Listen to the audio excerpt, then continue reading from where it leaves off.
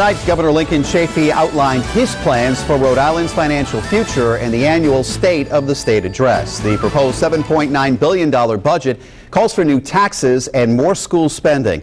Eyewitness News reporter Walt Buteau has been at the State House all night. He joins us now with more on tonight's address. The specifics of that plan are in the budget itself. The address was more of an outline, peppered with Charles Dickens references as the governor told his own budget story. The only specific tax increase the governor mentioned was a 2% hike in the meal and beverage tax that he would dedicate to local schools. My budget devotes nearly $40 million in additional education funding to cities and towns.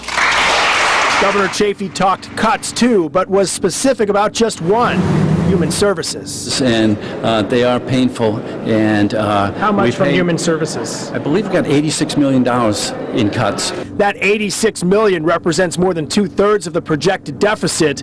Not enough for the GOP, though. He seems to believe the best way to solve it is to increase the taxes to cover 50%, cut spending for the other 50%. My view is cut spending for the whole thing. Let me close by returning to those lines of Charles Dickens. The governor also touted growing the knowledge district and stabilizing cities and towns, with Providence his #1 concern right now. This budget, although it makes some painful choices, is devoting the resources to prevent our cities from getting into trouble.